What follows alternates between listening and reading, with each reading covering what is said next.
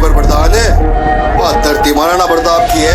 गूंजेगा गूंजेगा राणा धर जयकारा, गूंजेगा गूंजेगा राणा धर जयकारा, बरसेगी आग से रौदाया अंगारा, गूंजेगा गूंजेगा राणा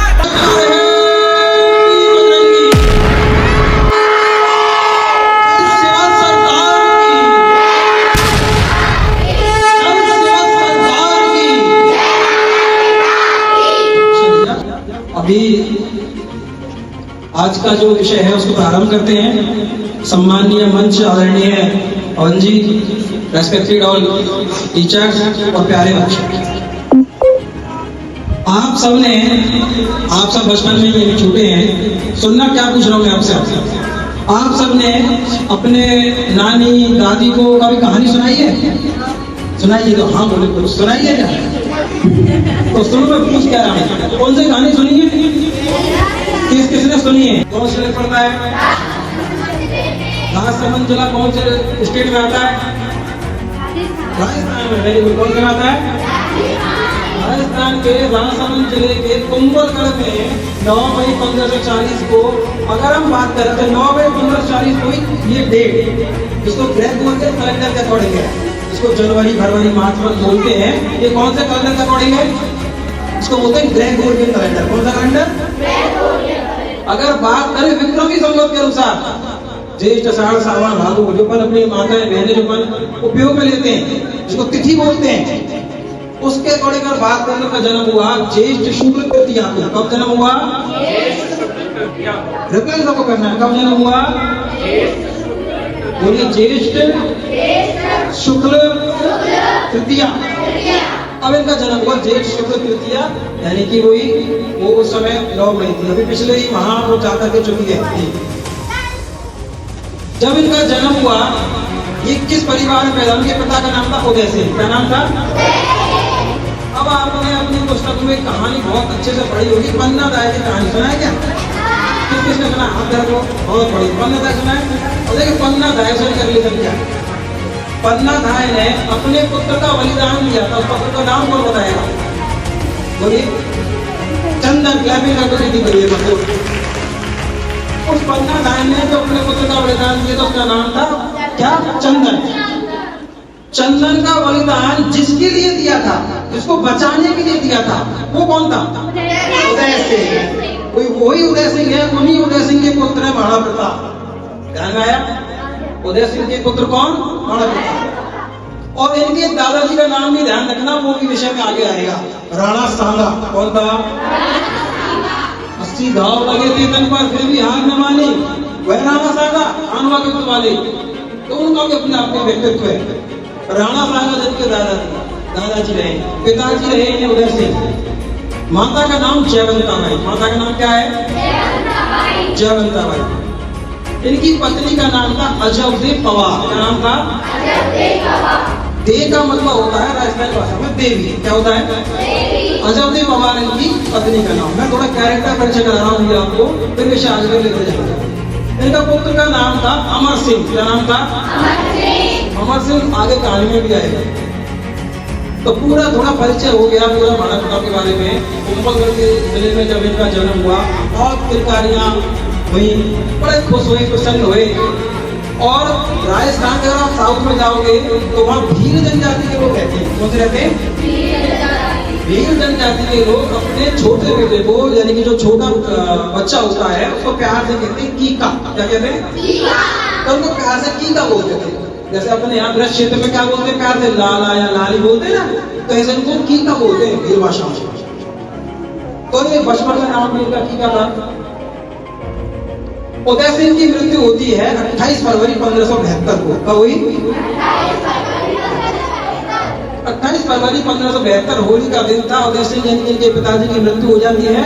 और ये राजवंश में रूल है कि पिता की जो देहावसान हो रहा है, अंत्येष्टि जो हो रही है, उसमें जो ज्येष्ठ पुत्र है वो नहीं जाएगा, उसका सीधा उसी दिन राज तिलक होगा। क्योंकि राजगद्दी को एक दिन भी सोना नहीं छोड़ा जा सकता। उदय सिंह की जो पत्नी थी, वो 3 पत्नियां थी। एक पियानी रानी करके थी, उसका पुत्र था जगमाल। जगमाल छोटा था, महाराणा प्रताप बड़े थे। महाराणा प्रताप जन जन के हृदय के सम्राट थे। सबको ये था कि उदासी की मृत्यु के बाद महाराणा प्रताप इस मेवाड़ की गद्दी को संभाल देंगे। मैं मेवाड़ के बारे में आपको बता दूं, वर्तमान में राजस्थान का जो सदर्न पार्ट है पूरा, जिसमें उदयपुर, चित्तौड़गढ़, भीलवाड़ा, राजसमंद, प्रतापगढ़, डूंगरपुर, बांसवाड़ा, ये पूरा जो क्षेत्र आता है इसको बोलते हैं मेवाड़। दुनिया का सबसे प्राचीनतम राजवंशों में आता मेवाड़, बहुत लंबे समय तक जहाँ पर डायनेस्टी चली है। तो वहां मेवाड़ राजवंश के राजा रहेंगे महाराणा प्रताप। वो बहादुर पहुंचा तो मानसिंह समझ गया कि यार महाराणा प्रताप खुद मिलने नहीं आए, उससे क्या बात है। तो मानसिंह ने पूछा अमर सिंह से कि महाराणा प्रताप कैसे नहीं आए। तो अमर सिंह ने बोला उत्तर पीड़ा में मैं कहता हूँ थोड़ा सा। उसने कहा कि पिताजी के पेट में दर्द है तो इसलिए नहीं आए। उसको और गुस्सा आ गया मानसिंह को। उसने खाने की थाली वाली फेंक दी और बोला कि तेरे बाप का पेट का दर्द को मैं युद्ध के मैदान में सही करूंगा। धमकी दे रहा है, मेवाड़ी राजा हूं, धमकी दे रहा है। अमर सिंह रुको अंकल रुको, क्या बोले थे अभी आप? नहीं, तुम्हारा पेट का दर्द तो युद्ध के मैदान में सही करूंगी। बोले तो ऐसा करना, अकेले बताना, अपने फूफा जी को भी साथ लेकर के आना। मानसिंह का फूफा कौन? अकबर। कौन? तो उसको और चोट लग गई। ठीक है, बहुत गुस्से में लाल किला होकर के और सीधा राज दरबार में जाता है। अकबर से कहता है कि मुझे अभी अनुमति दीजिए, मुझे सेना दीजिए और मैं अभी चढ़ाई करने वाला हूँ मेवाड़ पर, और अकबर इस महाराणा प्रताप की ऐंठ निकालने वाला हूँ। अकबर ने शालीनता दिखाई, तसल्ली रखी और बोला कि बात तो सही है। जब मैंने किसी राजकुमार को भेजा मिलने के लिए तो उसने भी अपना राजकुमार भेज दिया, तो किसी न किसी यहाँ से भी राजा को भेजा जाए और हिंदू राजा को भेजा जाए, जिससे कि वो जैसे शुरू में भेजा था जलाल का, वो मुस्लिम था। तो तीसरे नंबर पर जो भेजा गया है वो सितंबर 1573 में। कब भेजा गया है? आवाज नहीं आ रही, कब भेजा गया है? तीसरे नंबर पर सितंबर 1573 भेजा गया था भगवंत दास को। किसको भेजा गया? भगवंत दास मानसिंह के पिताजी हैं। कौन है? आमेर के राजा। कौन है? ये जाते हैं महाराणा प्रताप से। महाराणा प्रताप स्वयं आते हैं मिलने के लिए, क्योंकि सामने राजा हुआ तो राजा जाएगा मिलने किसी से। भगवंत दास उनको समझाते महाराणा प्रताप को कि देखो भाई, अकबर की सेना बहुत बड़ी है, मैं जानता हूँ कोई भी राजस्थान का ऐसा राजा नहीं बचा जिसने इनकी अधीनता स्वीकार ना करी हो। और अकबर ने मुझसे पर्सनली बोला है कि आप अगर इनकी अधीनता स्वीकार करते हैं तो आधा हिंदुस्तान आपको देने के लिए तैयार है। देखना, मेवाड़ छोटा राजवंश है। महाराणा प्रताप अगर अधीनता स्वीकार करते तो अकबर उनको आधा सा हिंदुस्तान देने के लिए तैयार हो गया था। लेकिन फिर भी वो स्वामी भक्त, स्वाभिमानी व्यक्ति, वो वीर प्रतापी कभी भी अधीनता स्वीकार नहीं करी। भगवंत दास से महाराणा प्रताप क्या बोलते हैं, सुनना गौर से कि भगवंत दास जी, आपके दादाजी ने मेरे दादाजी का साथ दिया था खानवा के युद्ध में, जो 1528 में हुआ था। खानवा का तो राणा सांगा ने लड़ा था। राणा सांगा ने राजस्थान 100 राजाओं को एकत्रित किया और राणा सांगा के झंडा के नीचे आमेर भी आया था। तो महाराणा प्रताप कह रहे हैं कि मेरे दादाजी का साथ आपके दादाजी ने दिया था। आज मेवाड़ हो सकता है थोड़ा कमजोर होगा, आज हम आपका साथ देने के तैयार हैं, आपके झंडे के नीचे लड़ने के तैयार हैं। आप मुगलों के खिलाफ ऐलान कर दीजिए, मैं आपके नीचे लड़ने के तैयार हूँ, लेकिन किसी भी हालत में अकबर की अधीनता स्वीकार नहीं करने वाला। ये महाराणा प्रताप बोलते हैं किससे? महाराणा प्रताप किससे बोलते हैं? भगवंत दास से। किसे बोलते हैं? भगवंत दास भी निराश होकर के चले जाते हैं। अंतिम जो चौथा शिष्टमंडल था या चौथा व्यक्ति इसको भेजा गया था, वो भेजा गया दिसंबर 1573 में। कब भेजा गया? वो कौन था पता आपको? Finance minister. कौन था? अकबर का फाइनेंस मिनिस्टर तोड़रमल। कौन था? जैसे भारत का फाइनेंस मिनिस्टर कौन है वर्तमान में? और बताएगा, बताइए। भारत का वित्त मंत्री इसको बोलते हैं। फाइनेंस मिनिस्टर कौन है? निर्मला सीतारमण। कौन है? तो वित्त मंत्री होता है ना, तो सारा पता होता है कितना खजाना है, कहाँ से आय हो रही है, कहाँ व्यय करना है, कितना पैसा है, कितना धन दौलत है, सब पता रहता है उसको। तो टोडरमल को सब पता था अकबर के बारे में, कितना धन है। टोडरमल जाते हैं महाराणा प्रताप को बताते हैं कि आप अधिक समय तक इनकी मुकाबला नहीं कर पाओगे। जितना धन इनके पास है मुझे पता है, लगभग 4:1 में वो सेना है, 4 गुना अधिक सेना है अकबर के पास और महाराणा प्रताप के पास सैनिक कम है। 18 जून 1576 का दिन, कौन सा दिन था? दोनों सेनाएं आमने सामने हैं। 18 जून 1573। कुछ इतिहासकार जैसे गौरीशंकर रोजा करते हैं उसको 21 जून बताते हैं, लेकिन आरबीएससी ने इसको 18 जून माना है, तो इसको 18 जून याद करेंगे। 18 जून 1576 हल्दी घाटी के युद्ध। हल्दी घाटी उसको इसलिए बोला गया कि वहां उसकी मिट्टी थोड़ी सी पीले कलर की है, ये राजसभा में पढ़ती जाएगी। दोनों सेना आमने सामने, और पहला अटैक महाराणा प्रताप की तरफ से इतना जोरदार होता है, इतना जोरदार होता है कि मुगलिया सेना को संभलने का मौका नहीं मिलता और बनास रिवर के किनारे किनारे लगभग 16 किलोमीटर पीछे तक भगा दिया जाता है मुगलिया सेना को। अकबर की सेना भागती पीछे, एक मेवाड़ी मुगलिया सेना को मारना काटना प्रारंभ कर देता। वो घबरा जाते, हो गया। तो एक मियत्तर खां का नाम का व्यक्ति जिसने अफवाह उड़ा दी, मियत्तर खां, उसने अफवाह ये उड़ा दी कि भागो मत, पीछे से अकबर स्वयं अपनी सेना लेकर के आ रहा है। तो उस सेना में थोड़ा सा बल पड़ा, वो आगे आए, लड़े, तो वो थोड़ा सा युद्ध चला। एक तरफ महाराणा प्रताप अपने घोड़े पर बैठे। महाराणा प्रताप घोड़े का नाम क्या था सब बता दीजिए। चेता, क्या नाम था? चेतक की स्वान व्यक्ति देखना। महाराणा प्रताप अपने घोड़े चेतक पर बैठे हैं। सामने मान सिंह का जो हाथी है, उस हाथी का नाम था मर्दाना। मर्दाना हाथी पर बैठ करके मान सिंह अपनी सेना को दिशा निर्देश दे रहा है, वो गाइड कर रहा है। ये देख करके महाराणा प्रताप को बहुत गुस्सा आया और सेना को चीरता हुआ महाराणा प्रताप लेकर के हाथ में तलवार और उस मान सिंह की तरफ भागता। उससे पहले एक बहलोल खां नाम का व्यक्ति ठीक मान सिंह के सामने अपने घोड़े पर पूरा लोहे का कवच पहने, बख्तरबंद होए, वो मान सिंह के सामने है। इसका नाम था बहलोल खां।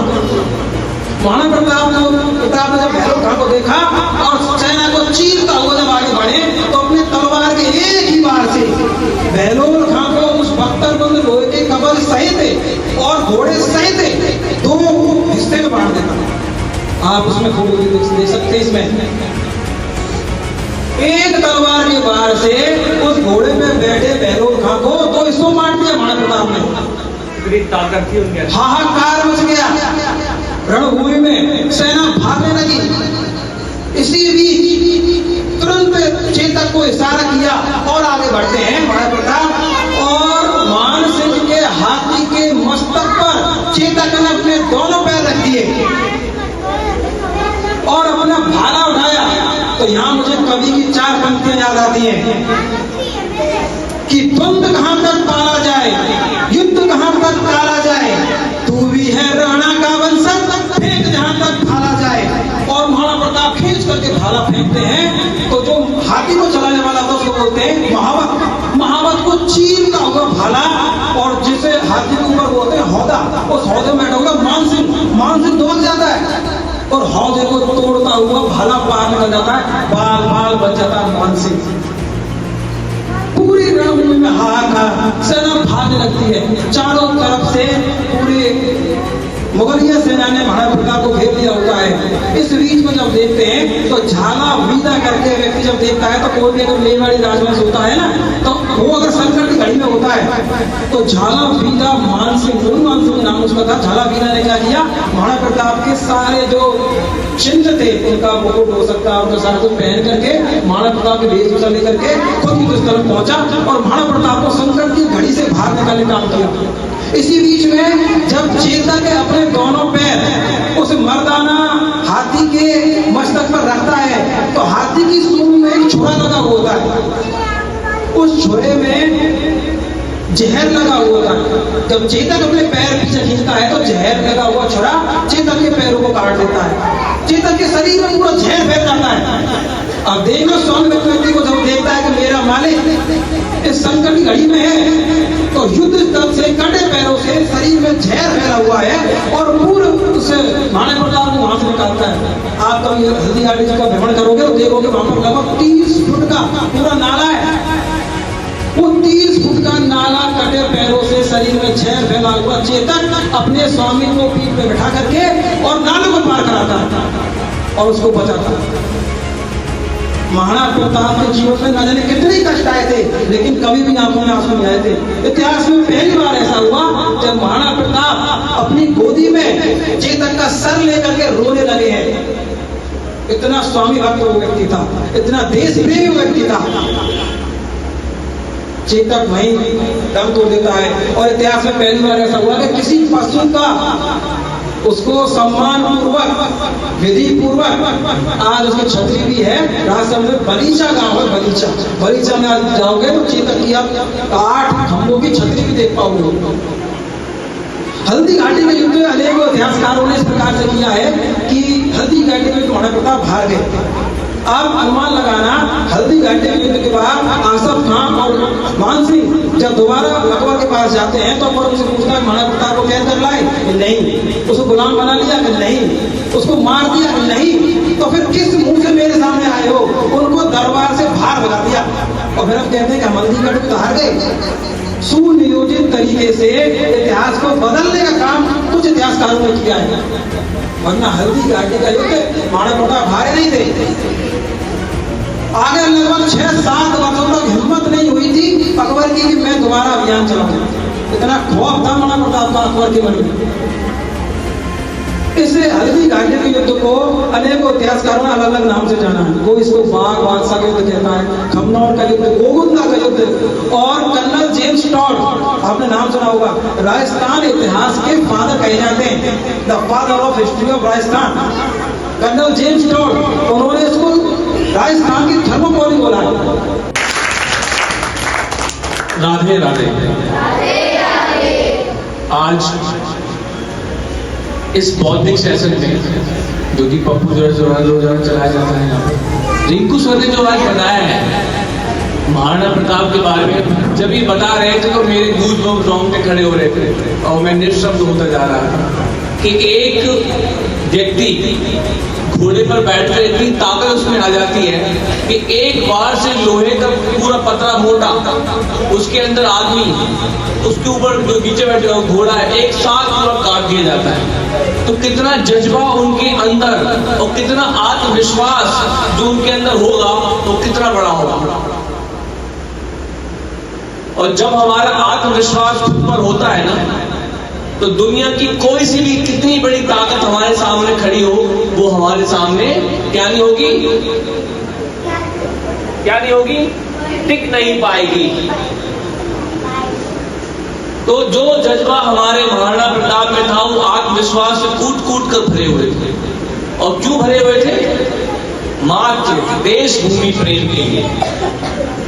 अकबर ने उनको बार बार, जो शिष्टमंडल उन्होंने बताया कि बार बार 4 जने अलग अलग, हिंदू भी आए, मुसलमान भी आए, उनको समझाया कि गुलामी करो, गुलामी करो।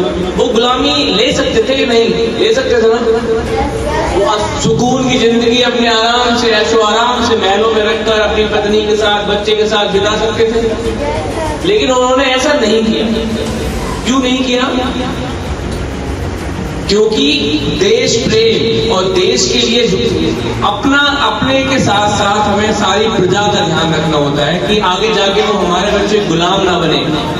आज हम आजादी की सांस ले रहे हैं, वो उन्हीं की वजह से है, ऐसे बलिदानियों की वजह से है कि हम आराम से कहीं आ जा सकते हैं, कहीं खा सकते हैं, कुछ भी कर सकते हैं। ये उन्हीं की देन है और उनका ये बलिदान जब ही सार्थक रहेगा जब हम भी आत्मविश्वासी रहेंगे, हमें जो देश प्रेम का जज्बा पनपेगा, हम देश के लिए कुछ करेंगे। हम बेटियां जब खड़ी होंगी तो पूरा समाज खड़ा होगा और आपके साथ पूरा देश खड़ा होगा।